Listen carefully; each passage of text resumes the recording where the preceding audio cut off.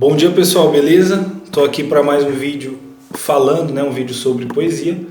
Eu disse aí que ia tentar fazer pelo menos um vídeo por semana, um vídeo a cada 2 semanas. E aí surgiu um tema bem bacana, no qual já tenho pensado há algum tempo, na verdade, pra gente conversar, que é sobre a visão de poesia que o Padre Henri Bremont tinha, que eu acho interessantíssimo e riquíssimo. Eu acho que foi um cara que realmente percebeu muita coisa com muita qualidade.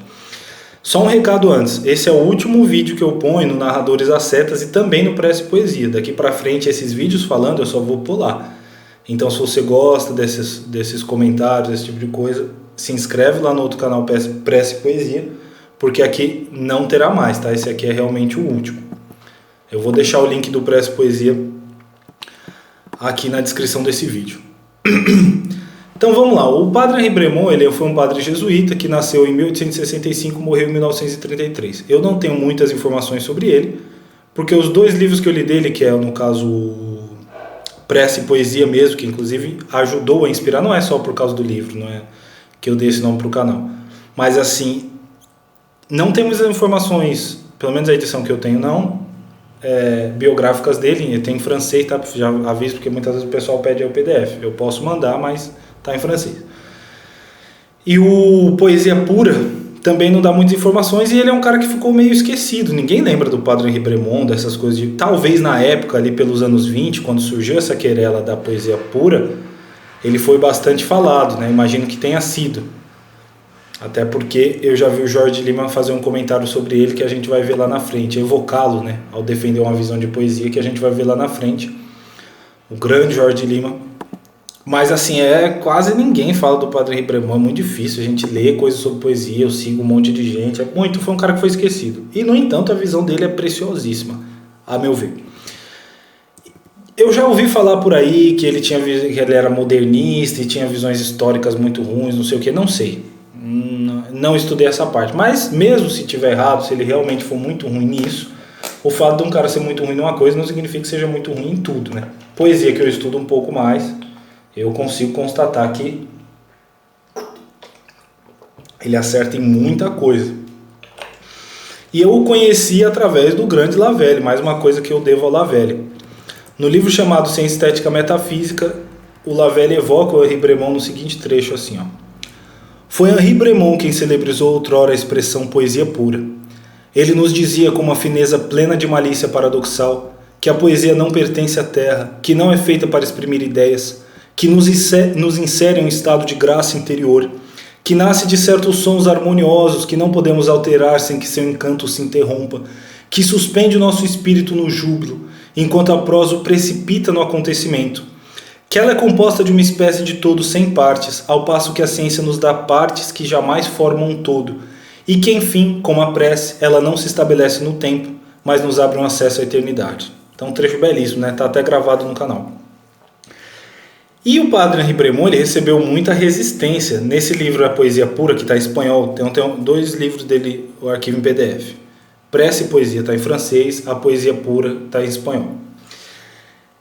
Ele tem capítulos ali do livro que são só as respostas, às vezes até raivosas do pessoal contra ele. Então ele até separa, né? Essa aqui é as respostas do racionalista, as respostas do burguês, separou. E até poeta foi lá confrontá-lo, mas assim, não é o fato do cara ser poeta que o cara vai entender melhor sobre esse tipo de coisa, né? Nisso eu acho que o Padre Henri Bremont...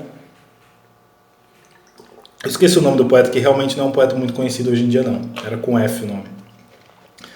Um dos que, né? Mandou carta pra ele e tal. Mas assim, nessa interpretação sobre poesia, sendo o Padre Henri Bremont poeta ou não, a gente vê que ele escreve muito bem, né? Mas que eu saiba, ele não era poeta, nunca soube nenhum poema que ele escreveu. Ele conseguiu captar com muito mais agudez. E por que teve tanta resistência? Eu acho que é muito por causa da época, né?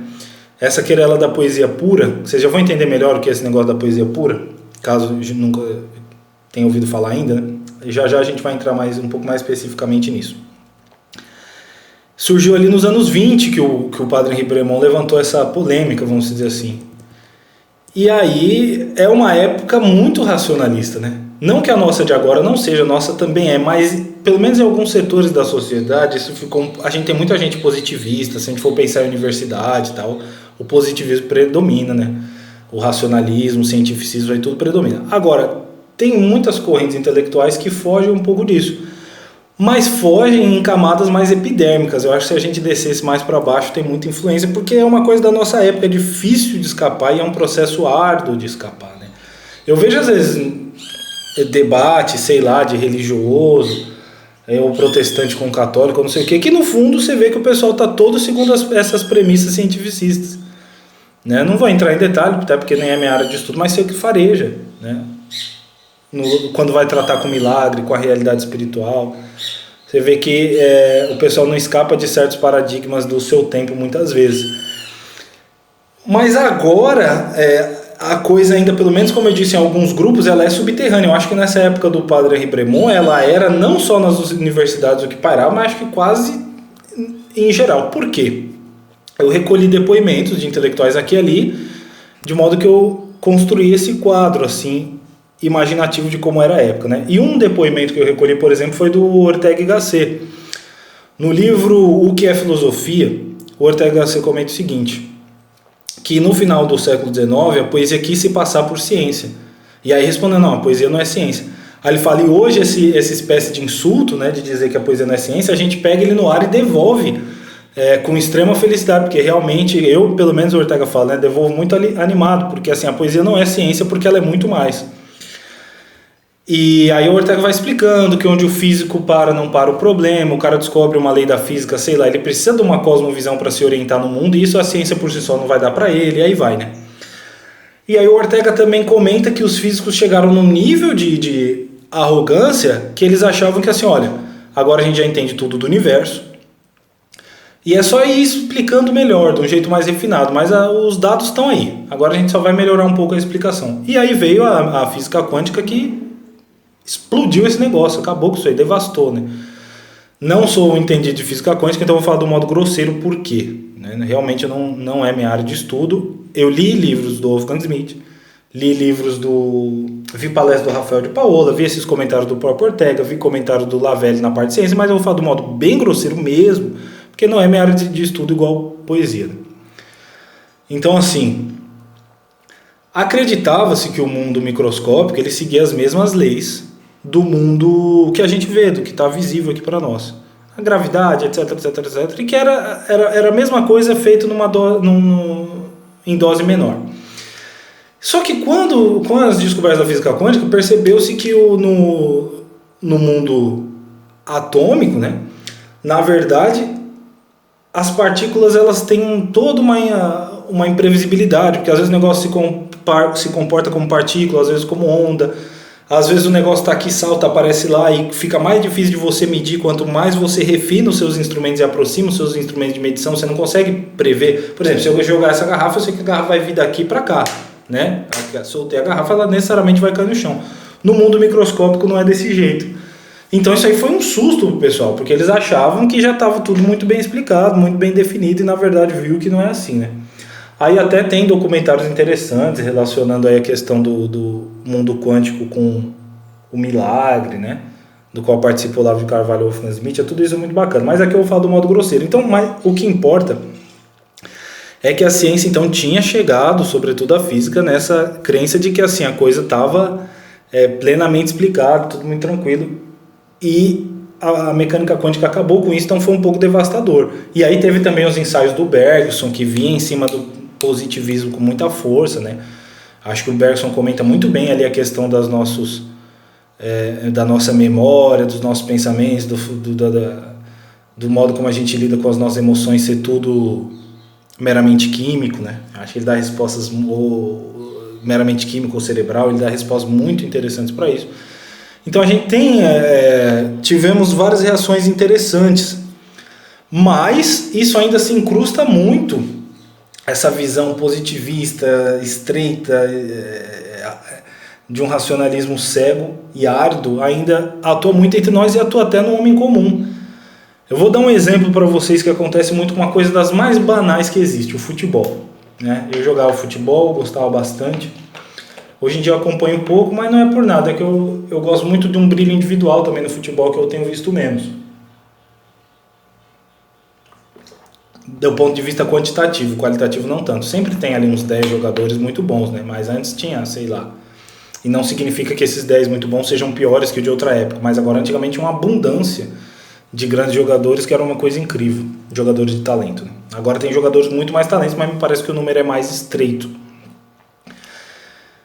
E o que eu vejo muito na discussão do futebol, às vezes na internet, página de futebol, assim, eles põem lá os números do jogador X, os números do jogador Y, ó, um tem mais gol, outro tem mais assistência, outro tem mais título, logo esse aqui é bem melhor que esse. Só que o futebol não é assim, uma coisa boba igual o futebol é infinitamente mais complexa que isso, mas um monte de gente raciocina desse modo.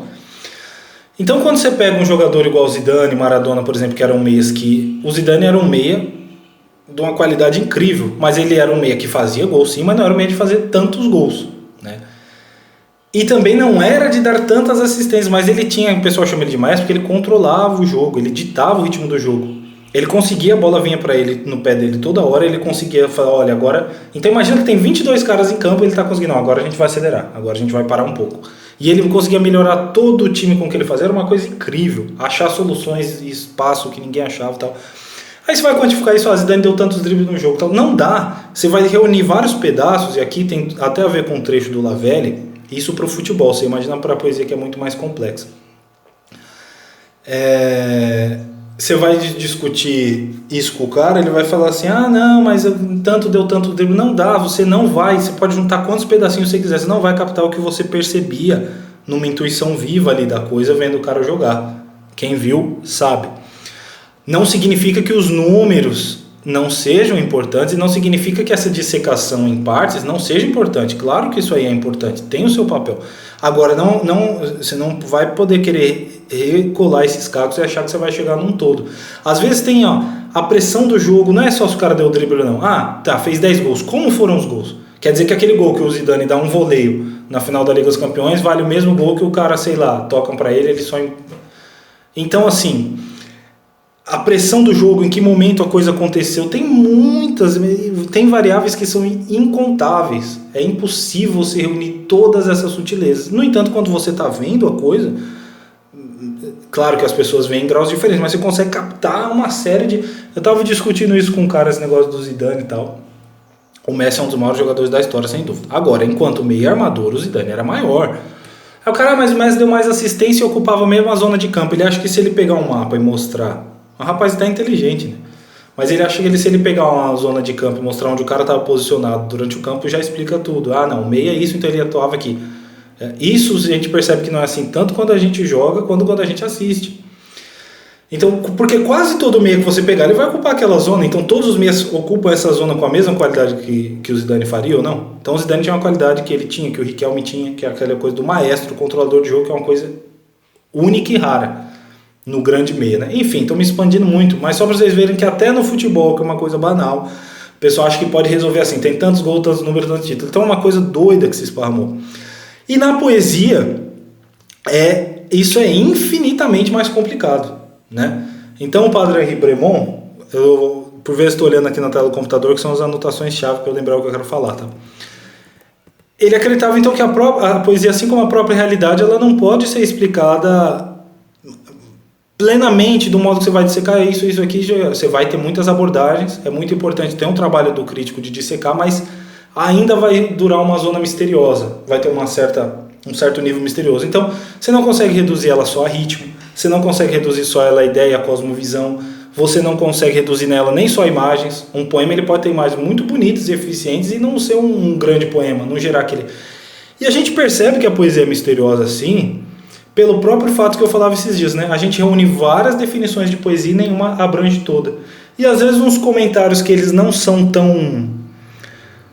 tão precisos do ponto de vista lógico, talvez, eles acabam explicando muito de poesia, né? Eu já vi aquele comentário da Emily Dickinson, na qual ela fala assim, olha, se eu leio um poema eu sinto que a minha cabeça foi arrancada e eu sei que é poesia. Agora, como você vai explicar isso, compondo isso em várias partes? Não tem, você percebe uma espécie de todo ali, né? E você percebe um certo efeito, que envolve imagens, pode envolver ideias, pode envolver um monte de coisa, mas não repousa sobre isso ou aquilo. Então isso é muito interessante.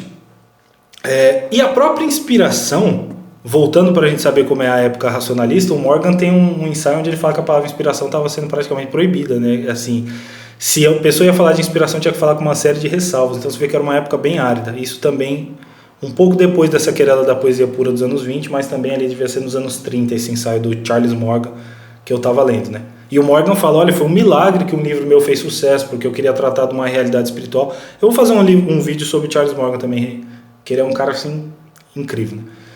E numa época extremamente materialista. Então isso foi constatado, essa coisa materialista, racionalista, cientificista, etc, etc, né? Na poesia às vezes em um poema, o sujeito, o poema é um compacto ali de 3, 4 experiências que o cara teve, mais coisa que ele leu, e várias coisas que são inconscientes que não dá para rastrear. Assim como um sonho, tem sonho que a gente consegue, né? Olha, eu estava falando sobre garrafas d'água, de dia e de noite eu sonhei com garrafas d'água. A gente consegue rastrear às vezes no sonho, mas tem hora que isso não ocorre de forma alguma. Às vezes um verso vem pronto, por que veio ver esse verso e não veio outro? A poesia é uma coisa extremamente misteriosa. Agora, o aspecto dos sons, e aí não é só ritmo, eles têm que estar organizados numa espécie de todo que se rompe. Então a gente consegue perceber com segurança algumas coisas que fazem com que não exista o efeito poético, mas não achamos coisas que expliquem elas por si só o efeito poético, porque um poema pode estar muito bem ritmado e também não gerar esse efeito. Pode estar muito bom sonoramente o poema de certo modo e não gerar esse efeito. Então por isso que o padre Henri Bremont sofreu tanto quando ele entrou com essa querela aí da poesia mística. Da poesia pura. Mas tem muito de misticismo também que a gente já vai falar. Antes agora de eu explicar o que é esse conceito de poesia pura, eu quero falar de uma outra coisa que o padre Henri Bremont falou muito no livro Prece e Poesia, que é o quê? A relação que ele estabelece entre o poeta e o místico. Isso é uma coisa muito interessante. Eu já falei um pouco mais rápido em outros vídeos, aqui eu vou me demorar um pouquinho mais. O padre Henri Bremont ele fala o seguinte: a experiência do místico ela é incomunicável. Incomunicável em que sentido? Não é que ele não possa falar sobre ela, mas o leitor não vai participar daquela experiência. Então ele explica, quando São João da Cruz e Santa Teresa d'Ávila, São João da Cruz está falando lá sobre a noite escura, Santa Teresa d'Ávila está falando sobre o êxtase dela, essa coisa toda. Ao falar, eles estão falando enquanto doutores, o Henri Bremont explica. Então eles estão se direcionando à nossa razão mesmo, né? E quando eles falam como poetas, eles estão falando como poetas, eles estão fazendo aquela coisa mágica da poesia, que é fazer a gente participar do estado interior deles, mas não do estado místico. Não do estado, a gente pode dizer no máximo semi-místico, porque o padre Henri Bremont, o poeta, é um semi-místico. Mas não daquela coisa pura ali, o leitor não tem como participar do modo como eles participaram. E o milagre da poesia é que na poesia você realmente adentra o estado interior de alma do poeta.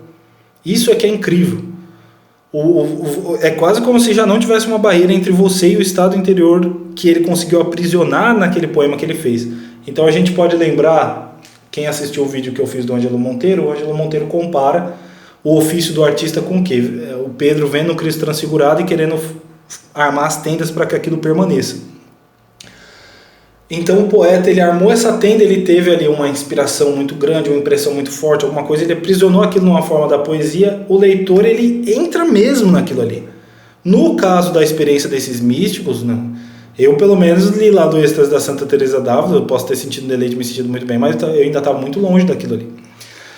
Então a experiência mística em si ela é incomunicável, eles não têm esperança, esses que têm uma tríplice coroa, que é eu acho que ele coloca o São Francisco de Sales também, mais alguns, que eles são ao mesmo tempo, mas do Francisco de Sales eu não tenho certeza, agora São João da Cruz e Santa Teresa d'Ávila ele fala, que eles são poetas, místicos e doutores, mas quando eles nos falam, eles estão falando ou como poetas ou como doutores, eles não têm a pretensão de que a gente vá entrar no estado místico através do texto deles. E aí, é muito legal porque o poeta, então, para o Henri Bremont, ele é um místico incompleto, um místico manco. Porque para o místico o silêncio basta. Essa experiência que o místico tem com as coisas divinas, que ele não pode nos fazer uma transfusão dessa experiência, para ele tudo bem que isso não seja transmissível mesmo, né? Ele pode até explicar como funciona o mundo espiritual, mas ele sabe que aquilo é uma coisa dele, de Deus, e nem depende só dele. É um presente especial que Deus deu para ele e que ele não tem como partilhar conosco, muito por humildade, né? O Henri Bremont fala, mas realmente porque é uma impossibilidade da realidade. Já o poeta, ele tem sempre essa necessidade de falar, e é uma coisa muito interessante, porque você reparar, os poetas são muito vaidosos, geralmente, né? É uma raça, a arte em geral tem muita vaidade, agora a poesia, cara, é incrível. Ao mesmo tempo tem gente muito boa, né? Capaz de sentimentos muito nobres, então é uma coisa que tem suas virtudes e seus vícios. Agora eu percebo que é uma coisa mais ou menos recorrente que o poeta seja um sujeito vaidoso, isso acontece bastante, né? Então, assim, e é muito essa coisa de, talvez, essa necessidade de partilhar e de pegar o fogo lá. A gente pode pensar na imagem de Prometeu, que muitas vezes é usada, né? Pega uma espécie de fogo divino e solta no meio dos homens. Ele tem muito essa necessidade, também por um aspecto de vaidade, mas esses defeitos dele, de querer falar e de tal, é um defeito que ele é perfeito na ordem geral das coisas. Porque alguém tem que dar testemunho de certas realidades menos diretas e mais espirituais. E aí o Padre Henri Bremont fala, é muito bom que a gente tem esses intermediários entre os místicos e nós. Alguém precisa fazer essa ponte, é justamente o que o poeta faz. Então, para o místico, basta o silêncio, para o poeta não. E a poesia, o Henri Bremont, é feita como ela é criada como uma espécie de disputa entre o silêncio e a palavra. Cada um cede um pouco. Então, por isso que nos grandes poemas você sente um fundo de silêncio realmente. Então, ele explica essas coisas com muita qualidade, escrevendo muito bem, né? E aí, entre essa coisa da criação do poeta, entram vários elementos aí que são muito misteriosos. E aqui, eu vou ler agora um trecho do Jorge de Lima, que eu falei que o Jorge de Lima evocava o Padre Henri Bremont, para vocês terem uma ideia, né? Aliás, só antes uma observação, né? Antes de eu ler o trecho propriamente. O Padre Henri Bremont, ele coloca uma frase de um autor lá que também não é um autor muito conhecido, eu não lembro muito o nome do cara agora, depois eu posso conferir, me perguntem se vocês tiverem interesse, eu jogo, mas não é um autor que ele comenta várias vezes, eu só cito essa frase do cara que diz assim: a busca pelas palavras ensombrece bastante o movimento do coração. Então é como se o poeta, à medida que ele busca expressar também, talvez tenha uma fonte aí, aquele amargor que muitas vezes os poetas sentem. Porque eu mesmo sinto isso. Às vezes eu tenho uma inspiração muito profunda, estou num estado de alma muito profundo. E quando eu vou transmitir aquilo, existe às vezes uma queda entre aquele estado e o que eu consegui transmitir. E eu não sei se isso é uma queda porque é uma deficiência minha de expressão ou porque isso é normal até certo ponto. Então, assim, mesmo no poeta que consegue gerar os estados interiores, não é sempre que ele faz isso. Às vezes tem uma queda entre o que ele observou e o que ele conseguiu. Só que ele tem essa necessidade de expressar enorme, né? Então, assim, o que eu estou querendo dizer? Pode parecer contraditório. Ah, mas espera aí, o que era característico do poeta é que ele gera em nós, então, segundo o Padre Henri Bremont, um estado interior igual ao dele. Só que existem estados interiores que talvez sejam feitos no entremeio e bebam muito do aspecto místico, é uma possibilidade. Não sei, isso é muito misterioso, é muito difícil de falar, e a própria palavra mística é uma palavra até certo ponto perigosa. Mas assim, talvez o poeta viva às vezes coisas que são muito difíceis mesmo, e aí ele vai perceber uma queda. Agora, vou dar um exemplo de uma experiência que eu creio que foi plenamente passada de modo que o leitor sente aquele estado poético ali. Quando o Manuel Bandeira ele fala assim: e eu te amo como se ama um passarinho morto, né? Bom, se a gente anda na rua e vê um passarinho morto, outro dia tinha 2 bem-te-vis aqui, você sente uma espécie de dor e de ternura enorme, porque é um bicho assim muito puro, né? O pássaro é um símbolo da pureza, é um símbolo de uma coisa alada, porque ele voa de uma coisa até certo ponto celeste. E pequena, indefesa, você vê ele naquela vulnerabilidade, morto, qualquer animal, mas eu acho que o pássaro ainda mais. Então, quer dizer que o Bandeira está amando aquela pessoa como se ela fosse uma coisa muito pura e muito frágil. E aquele amor que a gente sente é muito puro, né? Quando o Drummond também fala no Confissão, que não amou nada, salvo um pássaro azul que bateu na asa do avião, veio azul e doido e bateu na asa do avião. Então, quando a gente lê isso, a gente sente isso mesmo. Você sente essa ternura, esse tipo de amor incrível, muito puro, que é um amor cuidadoso e um amor até certo ponto até assustado, né? E dolorido. Então, assim, existem esse que é o milagre do poeta. E isso é uma coisa assim, a gente sente, mas até o cara explicar é muito... o nosso contato com a própria experiência é um pouco diferente, né? Então ele consegue achar um jeito brilhante de falar daquilo ali, o poeta. Então você adentra o que ele sentiu naquele momento. Só que é claro que um poeta, até porque eu acho que assim, os influxos espirituais, sejam eles luminosos ou demoníacos, não é uma escala de 0 a 100. Então, por exemplo, eu creio que quando um Dostoiévski escrevia, às vezes ele tinha iluminações muito genuínas, às vezes ele podia ter um certo influxo do Espírito Santo. Agora, claro, não é igual um autor bíblico, sei lá, que escreveu Jó, né? Que aí a coisa toda está sob o influxo do Espírito Santo. Então não é eu acho que ir para forças malignas também. Eu acho que não é um negócio de 0 a 10, ou tem ou não tem, né? Um salmista, Davi, ele tem aquilo ali plenamente, mas talvez um outro poeta menor que fale das coisas de Cristo, ele tenha em um grau menor. Então o que acontece? Embora o poeta ele possa passar a sua experiência, claro que às vezes o poeta ele vai ter experiências que talvez tenham um influxo um pouco diferente, e aí ele vai estar querendo passar um estado que é poético / místico. E aí ele vai conseguir a parte poética e talvez a mística não. É um assunto muito complicado, mas acho que vocês entenderam, né? Então o próprio poeta ele pode querer ter tido uma experiência semi-mística, uma experiência que tem alguns elementos místicos, mas ele ainda é um poeta. Então quando ele vai passar, e ainda existe essa impossibilidade da expressão. Mas, grande parte dos casos, o poeta ele consegue fazer com que nós participemos do estado poético dele. Aí é que está o ponto. O místico, ele não faz isso. Então eu vou ler aqui o trecho do Jorge de Lima, tá? Para vocês darem uma olhada. Isso aqui foi numa entrevista, deixa eu só ver para quem foi a entrevista. Homero de Sena, é uma entrevista de 1945. Então ele fala, o cara tinha perguntado para ele de formas fixas, para o Jorge de Lima, ele responde assim: fique sabendo desde logo que não tem o menor parte-pri contra isso que você chama de modos antigos, a métrica, a forma fixa, essa coisa toda. Dentro dele se fez muito boa poesia, mas daí achar que o que caracteriza a poesia são a métrica e a rima vai uma distância enorme. Depois que grandes escritores como Maritain e Henri Bremont classificaram o conceito de poesia, tal confusão não se admite mais.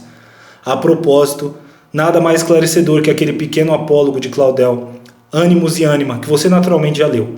Narra Claudel que Ânimos e Ânima eram um casal que vivia muito bem. Ânimos, isto é, o amante, simbolizava a inteligência, a consciência, a vontade, então são os aspectos mais ativos e solares, né? E Ânima, isto é, a esposa, a intuição, a sensibilidade, o subconsciente. O homenagem transcorria em paz. Apenas Ânimos achava que Ânima não tinha a menor inteligência.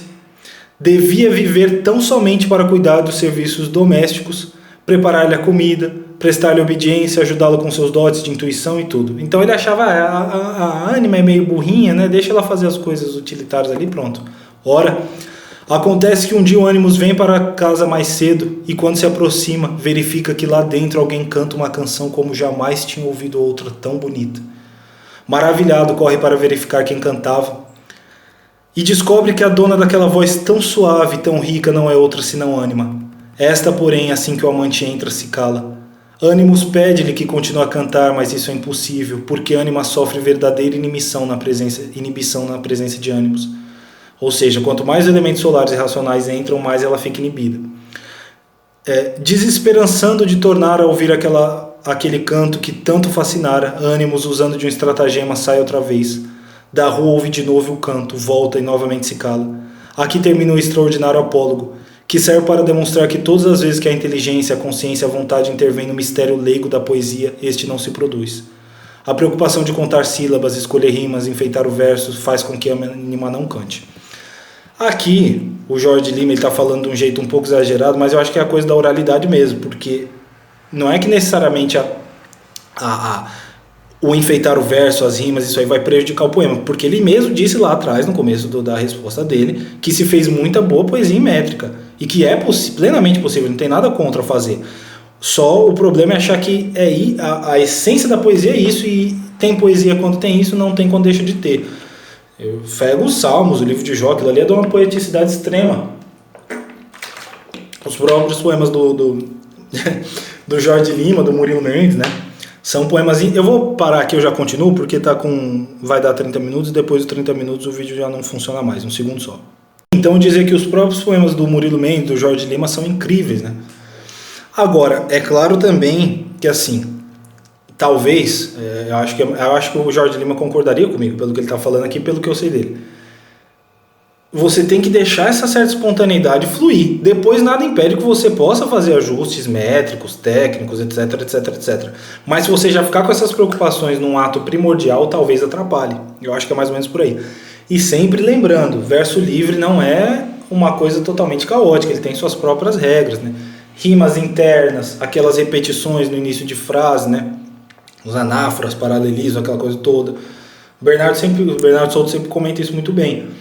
Então, se você pega um poema do Augusto Schmidt, né? Em verso livre. Eu te direi as grandes palavras, as que parecem sopradas do alto. Eu te direi as grandes palavras, as que se conjugam com as grandes verdades. Eu te direi as grandes... Então, isso vai ajudando o texto a manter um certo magnetismo sonoro. Então, não significa verso livre você colocar qualquer coisa lá, né? Apenas são regras diferentes, vamos dizer assim. Daí o Eliot falar que não existe verso livre bastante para quem quer fazer bem seu trabalho. Não é que não existe o verso livre em absoluto. O próprio Eliot tem poemas em verso livre, né? Tem aquela coisa que às vezes ele fazia a métrica francesa, tudo que o Olavo falava, mas ele também tem poemas que são em verso livre.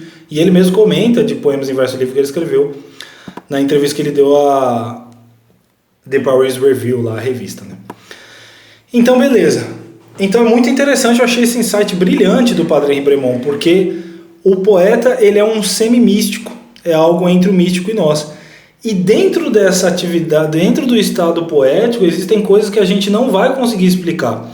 Nós não vamos explicar se a gente reduzir em imagens, em conceito, não sei o que lá. E aí a relação do conceito eu já vou comentar um pouco melhor, explicando agora então o que é a poesia pura. Então é uma espécie de todo uno do poeta que ele consegue colocar ali no poema e transfundir esse estado para nós. Isso é que é uma coisa maravilhosa, né? Então, agora eu vou falar, e toda essa coisa do poeta e do místico, não que da poesia pura ele também fala lá, mas ela está mais concentrada no livro Prece e Poesia. Agora eu vou falar um pouco mais do livro Poesia Pura, tá? Então a citação do Padre Henri Bremont. Todo poema deve ser o caráter propriamente poético, a presença, a irradiação e a ação transformante e unificante de uma realidade misteriosa que nomeamos de poesia pura. Então, como eu falei, isso aí não pode ser reduzido em aspectos lógicos, embora é muito importante que o crítico literário ele disseque, ele avalie as várias partículas, as várias subdivisões do poema, vamos dizer assim, as várias partes, né? Mas essa integralidade, ela sempre vai ter uma coisa de mistério, assim como a própria realidade. Então, nisso é como se a poesia imitasse a estrutura do real de um modo geral, né? O que não significa, de novo, que o poema não possa ter ideias ou valores. Eu até acho que vários dos poemas que eu considero os poemas mais perfeitos, eles têm um fio racional que você consegue identificar muito bem. Dando exemplo aqui, o poema O Homem que Contempla, do Rilke. Você entende que ele está propondo ali uma reedição do homem perante o eterno, né? Quando ele fala que pequeno é aquilo contra o que lutamos, como é imenso, né? O que nos enfrenta, tal. Então, assim, tem ali um fio racional muito interessante, mas aí é que tá. O próprio Padre Henri Bremont explica, ele fala aqui muito interessante, né? Em um poema sempre puro e impuro. Então não significa que não vai ter ideia, não vai ter outras coisas que não são propriamente essa unidade, né? Mas a poesia em si, ou ela é pura ou não é. Apenas aparece e já poetiza, por assim dizer. Diviniza os elementos impuros que obrigatoriamente anexa junto em si, né? Ideias, imagens, sentimentos, todas elas prosaicas por definição, segundo o meu parecer. Então o Rilke, no caso, se o Padre Henri Bremont está certo, o Rilke fez isso. Ele junta elementos de ideia, junta elementos de imagem, mas essas coisas não se sobressaem a essa unidade do estado poético que, por sua vez, é misteriosa, né? E aí ele vai compilando nesse livro Poesia Pura comentários assim maravilhosos, né, de gente que parecia concordar com ele. Um deles é o Baudelaire, que fala que quando o poema ele é filosoficamente muito nítido, ele perde força. Então o Henri Bremont ele concorda com o Baudelaire nisso, né? Só que aí tem uma coisa que ele fala aqui que é muito interessante. Magia sugestiva, aqui ele já vai se contrapor um pouquinho ao Baudelaire, né? Dizia Baudelaire sobre o efeito poético. sem se dar conta de que, olha que trecho maravilhoso, sem se dar conta de que o poder de sugerir, de evocar, de dirigir-se exclusivamente às nossas faculdades superficiais pertence à prosa pura. Eu chamaria antes de contágio ou irradiação, ou seja, criação ou transformação mágica pela qual assumimos não as ideias ou os sentimentos do poeta, mas o estado de alma que faz dele um poeta. Essa experiência confusa e sólida, inacessível à consciência distinta. As palavras da prosa excitam, estimulam, são preenchidas por nossas atividades ordinárias. As palavras da poesia sossegam, desejariam suspendê-las. Nos apartam dessas sombras deslumbrantes que nosso imperialismo antimístico, consequência do pecado original, torna tão deliciosas, e então nos transportam para trevas venturosas onde as garras das 3 concupiscências já não encontram lugar para se agarrarem. Então, veja bem, ele está dizendo que a prosa, ela é uma... Como é que é o negócio fosforescente aqui que ele explicou? Ah, não, ainda não veio, peraí. Tenho que continuar o trecho, eu já vou explicar. Magia de recolhimento, como diziam os místicos, que nos convida, ou seja, essa magia convida, né, a uma quietude onde só cabe abandonar-se mais ativamente ao maior e melhor de nós. A prosa é uma fosforescência viva e voadora que nos arrasta para longe de nós mesmos. Não é que a prosa ela afasta o homem de si no sentido assim de que ele deixa de ser menos íntimo e tal. Mas é claro que a poesia é muito mais íntima, uma coisa mais interior. E a prosa, ela tem uma visão meio panorâmica das coisas por vezes. Por isso que ela é voadora e fosforescente. Fosforescente é uma coisa fosforescente, é bonita, espantosa, né? Chama atenção. Mas ela... E não significa que o Henri Bremont, ele acha que a prosa é muito inferior à poesia, não tem nada a ver. Tanto que ele fala que assim, que são propostas diferentes. É como você querer pedir para um pintor que ele toque violino, quando você vai ler um poema esperando as coisas da prosa. Então ele explica que as coisas devem ser lidas de forma diferente. E é muito curioso porque ele também explica muito bem uma coisa que eu mencionei no vídeo do Ângelo. Que assim, às vezes uma pessoa pode não entender todos os elementos do poema e ela pode ter um contato muito mais puro com esse poema do que outro que entendeu melhor tanto os aspectos formais quanto os aspectos conceituais de um poema. O Benedetto Croce falava, né, naquele poesia, ele fala, tem muita gente que cerca a poesia para tirar uma lição gramatical, para tirar um conceito, uma cosmovisão, não sei o que, e a pessoa se afasta desse estado poético. Então ela pode, racionalmente, entender vários elementos do poema, mas talvez ela entenda menos do que uma pessoa que talvez não tivesse tantos insights, não comentasse tantas coisas sobre um poema, mas foi pura interiormente suficiente para participar daquele estado de alma do poeta. Então, o exemplo que o Henri Bremont dá é o seguinte: uma camponesa lá que ouve os salmos, ela pode não entender uma série de coisas ali e participar daquilo de um jeito muito privilegiado. Então, assim, aí a prosa, então, magia de recolhimento, a magia da poesia, né? A prosa é uma fosforescência viva e voadora que nos arrasta para longe de nós mesmos. A poesia é um chamado interior, um peso confuso, como dizia Wordsworth, um calor santo, segundo Keats, uma carga de mortalidade sobre o coração. Coisa belíssima demais, né? Um aspecto, por exemplo, o Dostoiévski, ele consegue explicar a sociedade e explicar o interior do homem, alguns movimentos do interior do homem, de um jeito muito interessante através da prosa, que não seria possível extrair tantas informações sobre o homem, talvez através da poesia. Na poesia você sente meio que por dentro o que outra pessoa sente, mas por vezes isso é um pouco mais confuso. No Dostoiévski, à medida que ele apresenta um personagem, os movimentos de um personagem ali, você... não sei propriamente se é melhor, mas por outro ângulo ele consegue nos fazer entender muito bem o próximo de um jeito que a poesia não conseguiria. E isso é até uma coisa de caridade, né? Pronto, o próprio elemento dos eventos ficou um pouco caótico o jeito que eu falei, mas assim, lembra que lá no início o Lavero falou que a prosa ela coloca a gente no evento, né? E a poesia tira do evento e põe num todo sem partes. Mas às vezes a gente vê as transições de uma pessoa de um evento para outro, então ela estava isso, aconteceu X com ela, e você vai vendo essas sucessões, você vai entendendo as transformações interiores dentro dela também. Não é aquela suspensão dos movimentos como tinha na poesia, mas você tem as espécies de transições de um eu. E é o que é muito interessante do romance, que no romance você consegue ver uma vida do início ao fim, muitas vezes, com nexos que muitas vezes na nossa vida a gente perde. A gente não sabe que foi essa ação X que levou para aquela consequência Y, mas geralmente no romance, até porque o autor precisa gerar um fio condutor para toda a trama, a gente consegue, e nisso a gente vê uma outra vida. Isso é uma coisa incrível, ver onde é que errou, e a gente pode se preparar para talvez não cometer erros semelhantes. Então a prosa é maravilhosíssima, ela fornece coisas que a poesia não fornece. Agora o problema é que a poesia é muito desprezada, né, hoje em dia, como se ela fosse muito inferior, e não é. Ela é esse peso, essa carga de mortalidade sobre o coração.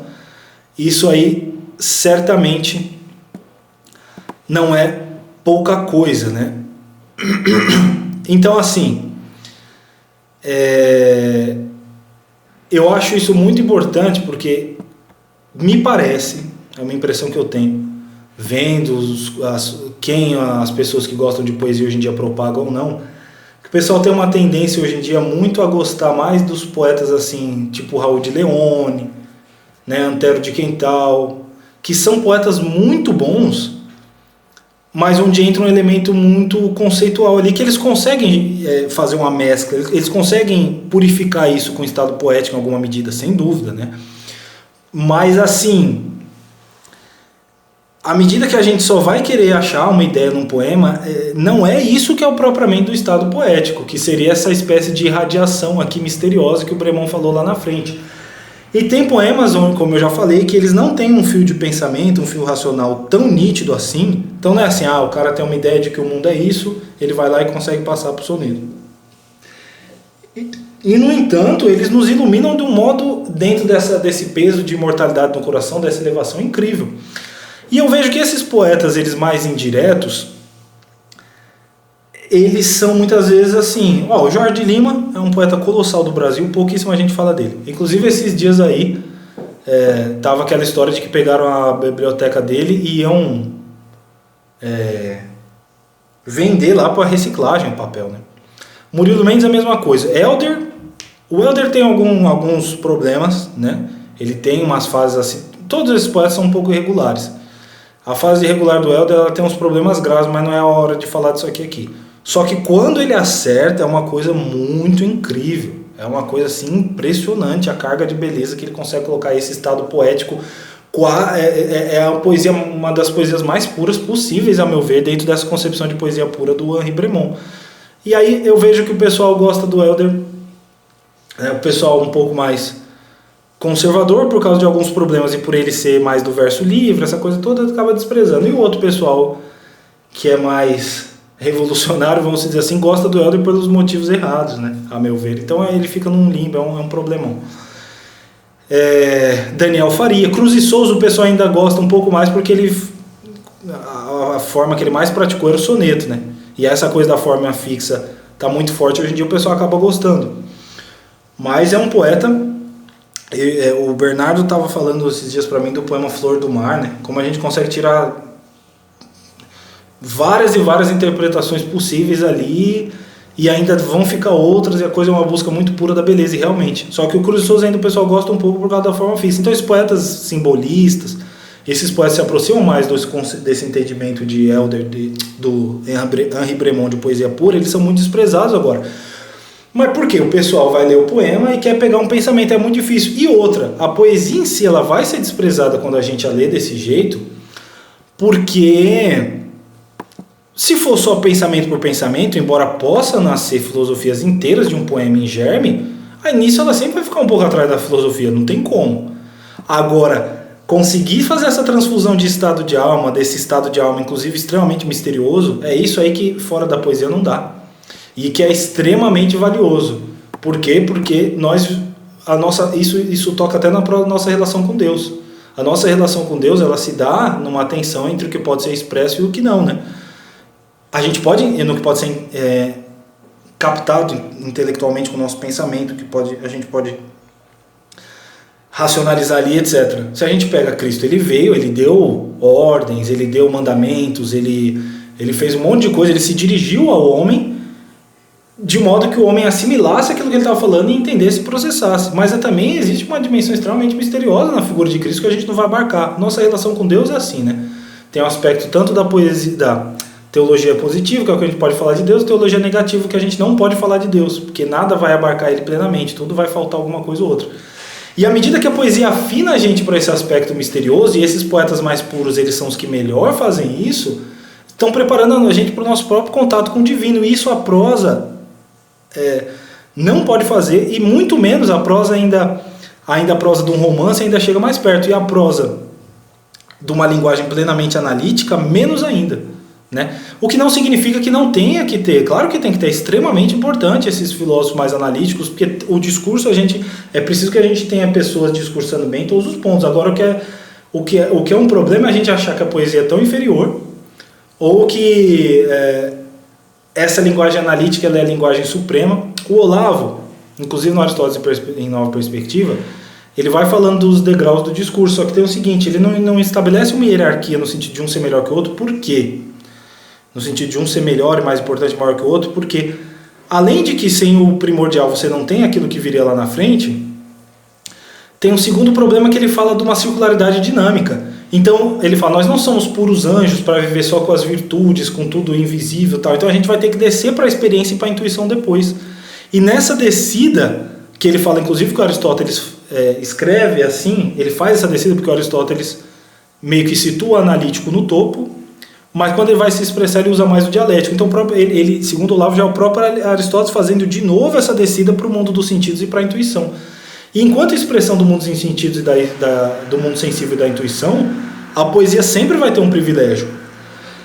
Então eu penso que algumas pessoas elas acham que a poesia é uma espécie de prostituta, assim, eu vou ler, vou preparar o meu imaginário, e aí quando chegar lá na frente, beleza, poesia, então a poesia fica aquela coisa inicial, basilar, que depois já não tem mais importância nenhuma. Só que o próprio Shelley fala, a poesia ela é a semente, mas ela é também um fruto.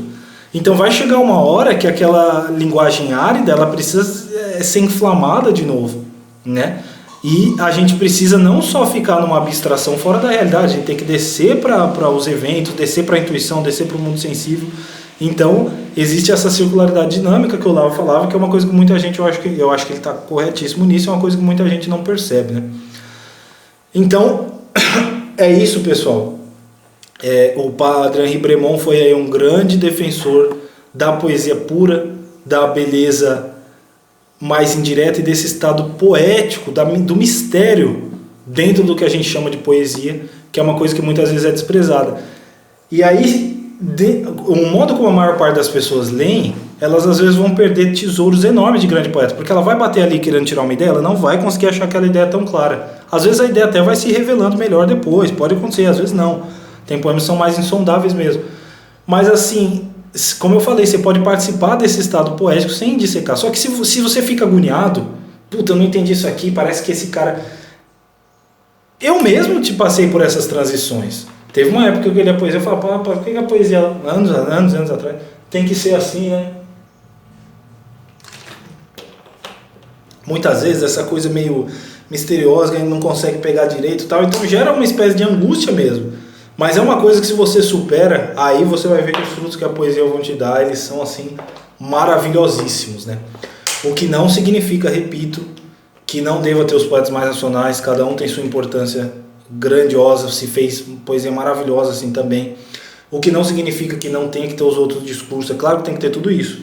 Agora a gente vai pegar mais um pouco nessa defesa da poesia pura e do discurso poético, porque é o que é mais desprezado hoje em dia, né? Por quê? Porque a gente acha que subterraneamente, é o que eu falei, lá na transição do século XIX para o XX, predominava muito cientificismo, racionalismo, essa coisa toda. Hoje em dia, surgiram forças históricas e agentes históricos, isso que se contrapõe um pouco a esse negócio. Só que é difícil da gente se livrar disso interiormente. Então, mesmo a pessoa pode saber quantas pessoas você fala para ele, não, Deus é misterioso e tal. A pessoa, não, é verdade, ela vai concluir que sim. Mas no modo como ela trata com as coisas de Deus no dia a dia, no modo como ela comenta Deus, parece que Deus é uma coisa que pode ser plenamente explicada ali de um jeito muito tranquilo, né? E sem toda essa dimensão inexplicável, sem que essa dimensão inexplicável ela esteja presente no modo como o cara sente e raciocina sobre Deus, né? Às vezes a coisa se tornou um negócio já muito fechado. Então é isso, pessoal. Eu espero traduzir esses livros do Bremont com muita paciência. Vai ser difícil, né? Eu ainda preciso melhorar muita coisa no meu francês, né? Os tradutores ajudam muito, mas com paciência dá certo. Eu pretendo ainda traduzir. Se outra pessoa traduzir primeiro, de repente você está vendo aí e tal, né? E entende do assunto, porque não é só conhecer a língua, né? Tem que também, para você traduzir, você vai ter que entender bem o que o cara está dizendo, né? E aí fazer essa tradução também seria maravilhoso. Agora, como eu acho que ninguém vai fazer, porque o Bremont está muito esquecido, eu pretendo traduzir aí. E o do espanhol é mais fácil, porque eu leio espanhol é quase igual a ler em português, né? Mas eu pretendo aí no próximo 1 ou 2 anos, talvez eu consiga traduzir um ainda esse ano, um outro ano que vem, mas isso é uma coisa posterior. O que é interessante é que realmente esse padre aí tinha uma visão extremamente aguda e precisa sobre a poesia e sofreu muito resistência e foi esquecido. E os poetas que atuam segundo o critério de poesia mais pura dele, que me parece muito correto, também são muito desprezados. Então é isso, pessoal. Espero que tenham gostado do vídeo. E se surgir alguma dúvida, alguma objeção, manda bala aí. Não se iniba não, tá bem? Um forte abraço, até a próxima.